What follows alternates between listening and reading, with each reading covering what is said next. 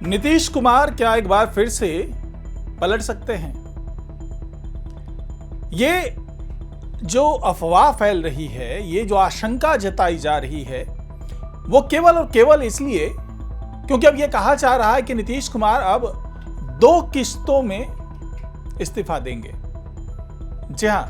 सीधे सीधे वो मुख्यमंत्री पद से इस्तीफा नहीं देने वाले हैं। इसके लिए थोड़ा इंतजार करना पड़ेगा और कानून क्या कहता है और नीतीश कुमार क्या करने वाले हैं, क्या वो एक बार फिर से बाजी पलटने वाले हैं, जानेंगे आज की इस रिपोर्ट में, तो इसे आखिर तक जरूर देखिएगा। नमस्कार, मैं हूं डॉक्टर सुरजीत सिंह और आप देख रहे हैं YBN बिहार झारखंड। अगर आपने अभी तक इसे सब्सक्राइब नहीं किया है तो सब्सक्राइब कर लीजिए और अगर आपको ये वीडियो अच्छा लगे तो लाइक कीजिए, शेयर कीजिए और कमेंट जरूर कीजिए। तो नीतीश कुमार जिनके बारे में ऐसा कहा जा रहा था कि राज्यसभा का चुनाव होते ही वो अपने मुख्यमंत्री पद से इस्तीफा दे देंगे, लेकिन अब ऐसा होता हुआ नजर नहीं आ रहा। पहले ये कहा जा रहा था कि भाई 2 सदनों के सदस्य वो एक साथ तो हो नहीं सकते, संविधान इसकी इजाजत नहीं देता है, लेकिन अब एक बीच का रास्ता निकलता हुआ नजर आ रहा है और उसी पर चर्चाओं का बाजार गर्म है कि नीतीश कुमार क्या ऐसा भी कर सकते हैं। भले ही वो अलग अलग जगहों पर जो समृद्धि यात्रा जो निकाल रहे थे, उस दौरान वो सार्वजनिक मंच से कह रहे थे कि भाई अब मेरे बाद ये लोग देखेंगे। कई बार ये कयास लगाए गए कि वो सम्राट चौधरी के कंधे पे हाथ रख करके बोल रहे हैं कि मेरे बाद यही काम देखेंगे। तो यानी कि एक तरीके से अब घोषणा हो गई है कि सम्राट चौधरी ही मुख्यमंत्री होंगे। लेकिन फिर ये भी स्टेटमेंट आ गया, चाहे जीतन राम मांझी ने दिया हो, चाहे जेडीयू के मंत्रियों ने दिया हो, कि भैया नीतीश युग का समापन नहीं होगा, नीतीश युग तो चलता रहेगा। तो क्या नीतीश कुमार एक बार फिर से इस पर विचार कर रहे हैं कि आनन फानन में मुख्यमंत्री पद से इस्तीफा ना दी जाए, बल्कि उस पर विचार किया जाए कि आगे क्या हो सकता है? तो इसके बारे में जो कानून कहता है, जो संविधान कहता है, आर्टिकल 99 की बात करें तो उसके हिसाब से ठीक है, दोनों सदनों में वो तो सदस्य नहीं रहेंगे, लेकिन 14 दिनों के अंदर में उन्हें एक सदस्यता छोड़नी ही होगी। चूंकि उन्होंने अभी राज्यसभा में शपथ लिया नहीं है, तो अगर उन्होंने MLC होने का जो वो है विधान परिषद में जो उनकी सदस्यता है, अगर वो वहां से इस्तीफा नहीं देते हैं, 14 दिन की बात अगर करें तो लगभग 30 मार्च की बात आती है। यानी कि 30 मार्च तक अगर वो विधान परिषद से इस्तीफा नहीं देते हैं तो राज्यसभा की सदस्यता उनकी स्वतः खत्म हो जाएगी। यानी कि एक बार फिर से उस सीट पर चुनाव होगा। तो क्या यह माना जाए कि अगर 30 मार्च तक कुछ ऐसा समीकरण बनता है, नीतीश कुमार को ऐसा लगता है कि उनको मुख्यमंत्री पद नहीं छोड़ना चाहिए, तो वो इस्तीफा ही ना दें विधान परिषद से और राज्यसभा से उनकी सदस्यता समापन हो जाए, खत्म हो जाए? तो क्या करेंगे नीतीश कुमार? तो अब यह कहा जा रहा है कि 30 मार्च तक वो विधान परिषद से इस्तीफा दे देंगे, इसमें कहीं कोई दो राय नहीं है। लेकिन वो शपथ कब तक लेंगे राज्यसभा का, इस पर अभी एक मत हो नहीं पा रहे हैं। यानी कि राज्यसभा की शपथ नहीं लेंगे, यहां पर मुख्यमंत्री बने रहेंगे, और अगर राज्यसभा की शपथ ले भी लेते हैं तो भी क्या वो यहां मुख्यमंत्री बने रह सकते हैं? क्योंकि ये माना जाता है, ये कहा जाता है और ये प्रावधान भी है, संविधान में प्रावधान है कि कोई भी व्यक्ति अगर मुख्यमंत्री के तौर पर है और 6 महीने तक वो किसी भी, चाहे वो विधान परिषद हो या विधानसभा हो, दोनों में से किसी का सदस्य नहीं भी रहता है तो भी वो मुख्यमंत्री बना रह सकता है। तो क्या इस प्रावधान का वो इस्तेमाल करने वाले नीतीश कुमार, या फिर राज्यसभा जाने के बाद वहां की सदस्यता के बारे में जो शपथ ग्रहण है वो तुरंत वो ले लेंगे और उसके बाद तुरंत वो यहां से छोड़ देंगे मुख्यमंत्री का पद? तो अभी ऐसा ही कहा जा रहा है कि 2 किस्तों में वो इस्तीफा देंगे। पहले तो वो अपने MLC से इस्तीफा देंगे, उसके बाद आने वाले दिनों में ये देखा जाएगा कि क्या जो माहौल है यहां पर वो सही है। जो बीजेपी ने दावा किया था कि हाँ, हम लोग इस तरीके से आपकी बात मानेंगे, आपके मार्गदर्शन में पूरी सरकार चलाएंगे, तो वैसा ही माहौल बन रहा है, या फिर वो मुख्यमंत्री का पद छोड़ेंगे तो जेडीयू हाशिए पे चली जाएगी, जेडीयू में बिखराव आ जाएगा, जेडीयू में दरार पड़ जाएंगी। और दूसरा ये भी कि जो निशांत कुमार ने, जो उनके बेटे हैं,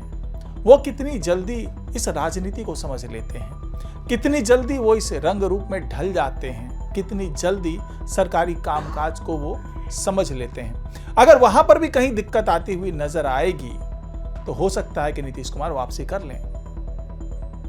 तो ये जो कयास लगाए जा रहे हैं, कुछ इस आधार पर लगाए जा रहे हैं कि नीतीश कुमार तो राजनीति के माहिर खिलाड़ी हैं, मंजे हुए खिलाड़ी हैं,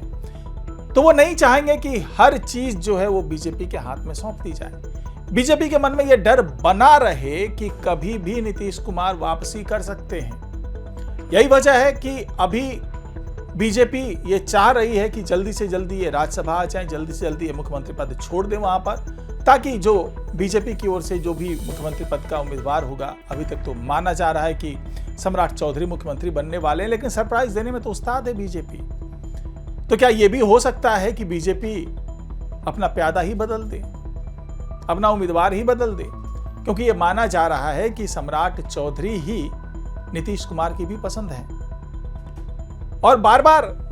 जो दूसरे घटक दल भी हैं, चाहे वो चिराग पासवान हो, चाहे जीतन राम मांझी हो, चाहे उपेंद्र कुशवाहा हो, वो भी दबे सुर में यही कह रहे हैं कि नीतीश कुमार जो चाहेंगे वही होगा, और नीतीश कुमार शायद अपना मन बना चुके हैं और शायद अब सम्राट चौधरी को बागडोर सौंपी जा सकती है। लेकिन ये कहना अभी तो जल्दबाजी होगी, और नीतीश कुमार भी ये मानकर बैठे हैं कि ठीक है, आप लोग सोचते रहिए, जो भी सोचना है सोचिए, लेकिन मैं इतनी जल्दी पीछा छोड़ने वालों में से नहीं हूं, क्योंकि कानून और जो संविधान है वो तमाम प्रावधान देता है, उसमें तमाम वो लूप होल हैं जिसका इस्तेमाल करके मुख्यमंत्री पद पर नीतीश कुमार बने रह सकते हैं, बशर्ते कि उनके पास उनको जो ऑफर मिला है, केंद्र की मैं बात कर रहा हूं, केंद्र में जो ऑफर मिला होगा, बंद कमरे से बातें निकल करके सामने खुले तौर पे या आधिकारिक तौर पर तो आती नहीं है, लेकिन ये माना जाता है कि उनको जो ऑफर दिया गया है उस ऑफर में अगर थोड़ा सा भी ऊपर नीचे होता है, अगर उनको वो सम्मान नहीं मिलता है, क्योंकि ये माना जा रहा था कि नीतीश कुमार को मुख्यमंत्री पद से हटा करके अगर उनको दूसरी जिम्मेदारी दी जा रही तो एक सम्मानजनक विदाई होनी चाहिए बिहार से, क्योंकि अगर हम जीतन राम मांझी के कार्यकाल को छोड़ दें तो लगभग 2 दशक से लगातार नीतीश कुमार ही यहाँ के मुख्यमंत्री रहे हैं। ऐसी स्थिति में वो भी चाहेंगे कि उनकी सम्मानजनक विदाई हो बिहार से, और ये सम्मानजनक विदाई का रास्ता क्या होगा वो लगभग तय किया जा चुका है, ये फॉर्मूला लागू हो चुका है, और उस फॉर्मूले के तहत, उस समझौते के तहत बीजेपी ने जो ऑफर किया होगा नीतीश कुमार को, क्योंकि केंद्र में तो बीजेपी की सरकार है, एनडीए की सरकार है, हालांकि पूरी तरीके से बीजेपी भी वहां पर हावी नहीं है, वहां पर भी नीतीश कुमार और हम चंद्रबाबू नायडू की बात करें तो वो भी एक बड़े सहयोगी के तौर पर वहां मौजूद हैं। तो ऐसी स्थिति में बीजेपी के लिए भी ये बाध्यता होगी कि नीतीश कुमार किसी तरीके से नाखुश ना हो,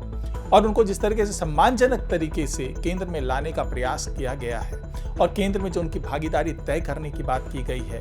जाहिर सी बात है कोई ना कोई सम्मानजनक पद देने की बात की गई होगी, तभी नीतीश कुमार यहाँ से मुख्यमंत्री की कुर्सी छोड़ करके राज्यसभा पहुंच रहे हैं। तो अब ये दबाव बीजेपी पर भी है कि किसी भी तरीके से नीतीश कुमार नाराज ना हो,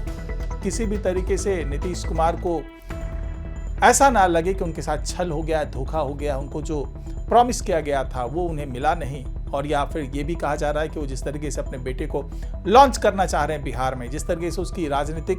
जो उसका राजनीतिक भविष्य है उसको सुधारना चाहते हैं, बनाना चाहते हैं, और राजनीतिक विरासत जिस तरीके से वो अपने बेटे को सौंपना चाहते हैं, उसमें भी कहीं अगर ऊपर नीचे होता है तो नीतीश कुमार अपना मन बदल सकते हैं। और ये डर बीजेपी को सता रही है कि भैया अगर ऐसा कुछ होता है तो कहीं नीतीश कुमार एक बार फिर से वापस ना लौट जाए। यही वजह है कि नीतीश कुमार ने भी संकेत दिया कि वो